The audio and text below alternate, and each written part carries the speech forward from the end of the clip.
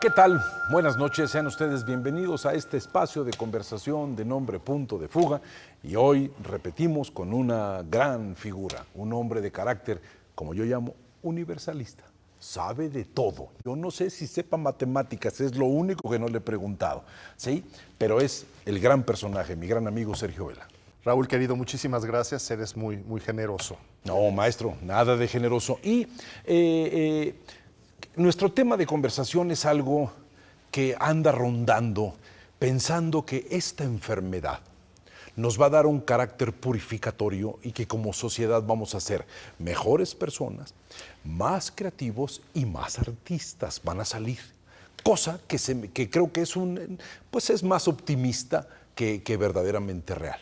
Porque el concepto de enfermedad y la creatividad son dos cosas muy discutibles. Y de eso yo quería hablar, de este concepto de la creatividad, de la enfermedad y cómo esto ha pegado. Yo creo que al fin de cuentas la creación, como dicen los románticos, es una herida en el alma, un desorden en los pliegues íntimos del espíritu. Es una carencia que uno tiende verdaderamente a ser sofisticada para expresar y para poder incluirte en la existencia. Pero el concepto de enfermedad no te da una forma de superación o de creatividad. Una cosa es la neurosis creativa y otra cosa es la enfermedad, ¿no, maestro? Absolutamente. Mira, creo que has tocado 3 puntos que yo quisiera subrayar para ahondar un poco. Por una parte, suponer que por vivir la experiencia esta de la pandemia nos vamos a volver más reflexivos, más sensatos, es una ingenuidad.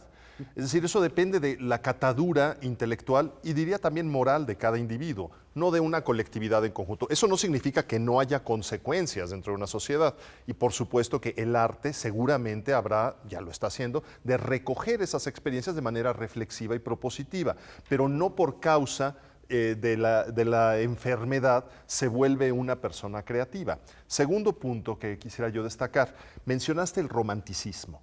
La idea justamente de que en el alma del ser humano hay un malestar es lo que en el romanticismo se convierte en una especie de icono, casi claro, en un mito, y entonces creemos que el artista tiene que sufrir para hacerlo.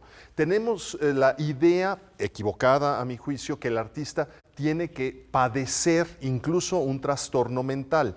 Efectivamente, tercer punto que tocaste, hay una neurosis creativa, pero como decía el gran director, psiquiatra y compositor Giuseppe Sinopoli, el análisis libera las emociones. Entonces, ¿de qué se trata? Justamente que a partir de un trabajo analítico se logre que la creatividad florezca.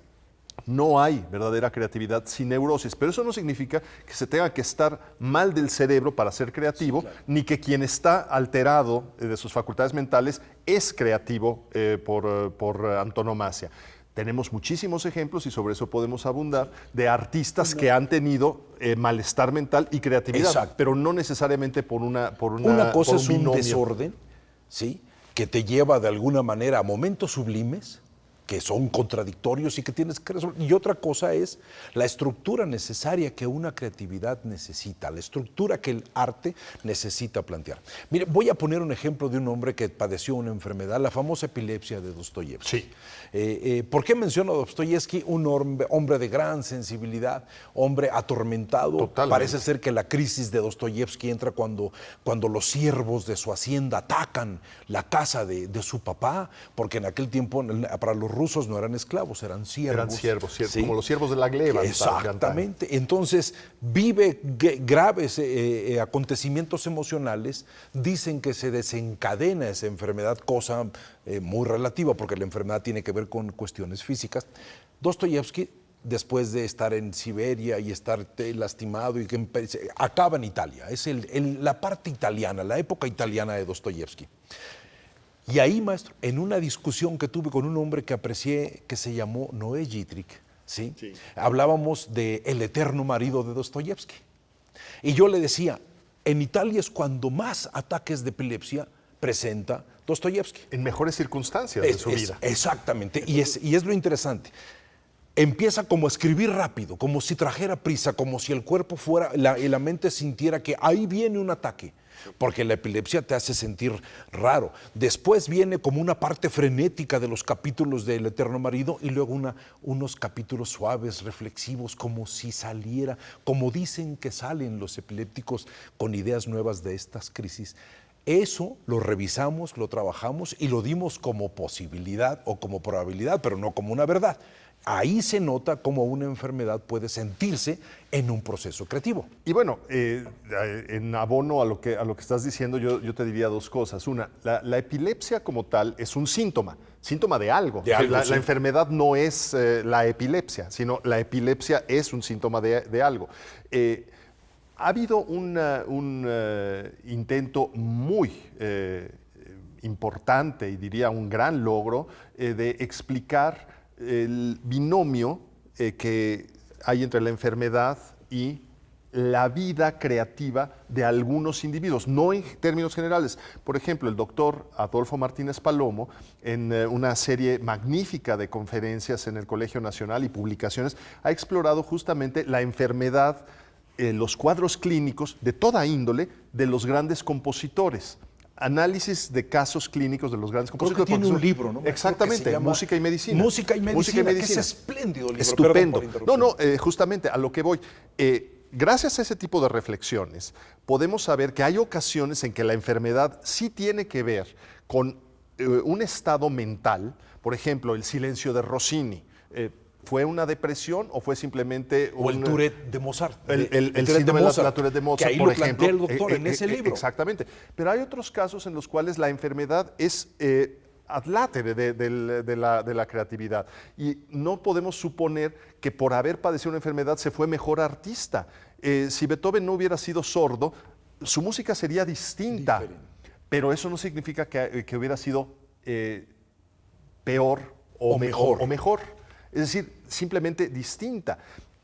¿A qué obligó la enfermedad de Beethoven, la sordera de Beethoven?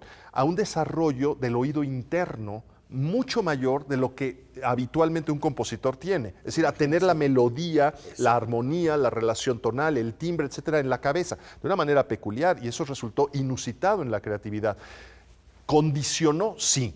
Pero ¿fue un gran compositor por ser sordo? No. Porque tenía 30 años más de 30 años cuando empieza a tener los síntomas de sordera y ya había dado muestras de una destreza absoluta. A los 27 empieza el primer síntoma de Beethoven, a los 32 escribe un testamento. El de Heiligenstadt. Exactamente. Que es una carta de confesión es una carta a su hermano. Donde está haciendo un testamento diciendo, muerte, aquí estoy. O sea, él ya estaba sintiendo los síntomas de una fragilidad física que fue lo que él decía que le iba a costar mucho trabajo. Mire, yo quiero poner otro ejemplo que a lo mejor es un poquito más banal que el tormento de Beethoven. La grandiosidad de Chopin. Un hombre delgado, pálido, como eran muchos románticos o estereotipos de los románticos de aquel tiempo. Sí. Tuberculoso. La enfermedad de la época. La tuberculosis es un poco antes de la gran epidemia de la sífilis que destroza. Sí. La tuberculosis es el miedo a la vida, o sea, lo que respiro, el pulmón se me afecta, pues, ¿no? Antes eran las epidemias de las bacterias con la peste y todo este tipo de cosas. Chopin vivía esa ligereza, esa fragilidad en su espíritu. Pero Baudelaire, que era un hombre muy agudo, decía, había otra enfermedad que era mucho más grave y lo hacía distinto a todos. Era absolutamente frívolo y banal, decía, no entendía absolutamente nada. Su amigo Delacroix le enseñaba una pintura y aquel decía, qué bonito, porque no entendía y no podía percibir nada. Atrás de ese hombre, con tuberculosis, con una historia extraña en su muerte, la relación con George Sand, había un hombre con un gran sentido patético, el Chopin de las sonatas. El Chopin de las sonatas, de los estudios. Hay varios Chopin, ¿no? El Chopin de las mazurcas o los valses es más ligero, pero yo disiento del juicio de Baudelaire, porque me parece lapidario e inexacto. Es decir, la grandeza musical de Chopin es absolutamente incuestionable, como gran evolucionador del piano, aporta una serie de cambios armónicos y además una serie de retos técnicos que tienen que ver también con un posible reblandecimiento de los tejidos, de tal manera que tenía más agilidad como Paganini. Incluso hay un fenotipo, gente muy demacrada, incluso nariz aguileña, etcétera, Sí, claro. que Así era Chopin. parece ser que Paganini lo tenía también y que eso les permitía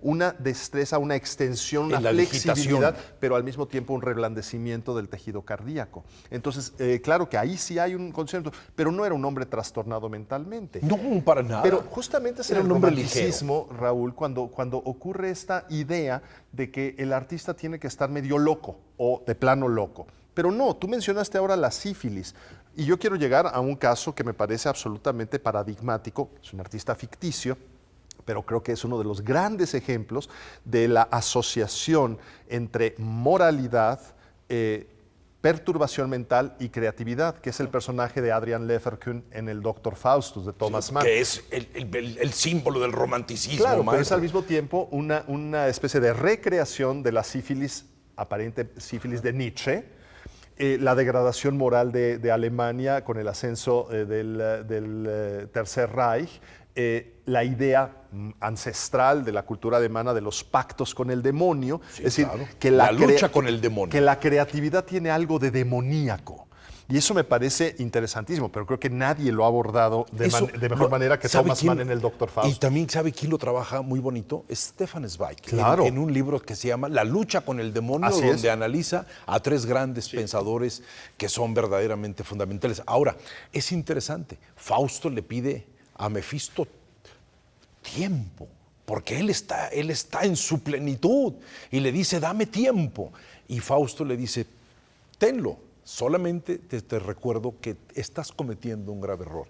Me estás pidiendo tiempo para muchas cosas, pero no me pediste tiempo para corregir tus errores. Y es que justamente el personaje de Fausto lo que implica no es una frívola recuperación de la juventud. No, para nada. Es volver a vivir la vida, rehaciendo los pasos, y justamente lo que Fausto requiere es enmendar los errores. Ahora, lo que es formidable es que del libro popular o la tragedia de Marlowe pasamos al Fausto de Goethe, donde el alma de Fausto sí llega a ser perfectible, llega a ser redimida por lo eterno femenino. Y eso me lleva también, en relación con el romanticismo, a toda la exaltación de la sensibilidad y la índole lunática del romanticismo. Claro. Ahí, maestro, por llamarle, ya que mencionó lunático, el pensamiento nocturno de Novalis. Exactamente, los himnos a la noche. El reconcomio, el anhelo, el ardía, así le llamaban reconcomio, qué palabra, Sí, ¿verdad? preciosa, es una palabra ¿no? bellísima. Bellísima, el que reconcomio. en absoluto desuso.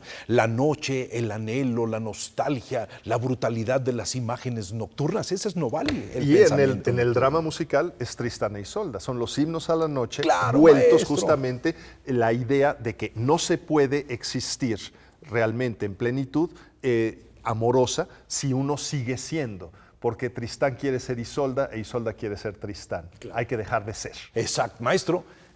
Mire, desafortunadamente el tiempo nos marca un reconcomio sobre nosotros, diciendo, marco mis reglas. Es un placer lo que acabamos de escuchar, lo que acabamos de conversar. Sobre todo es algo que yo quiero dejar planteado. Atrás de una enfermedad, si existe solamente como respuesta la brutal condición humana de supervivencia, no vamos a lograr sacar ningún elemento positivo para poder ser una sociedad más ordenada.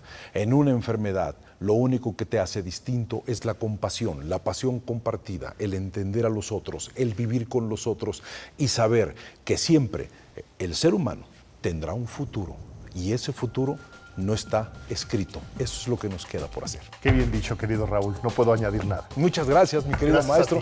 Y nos veremos la siguiente semana aquí en Punto de Fuga.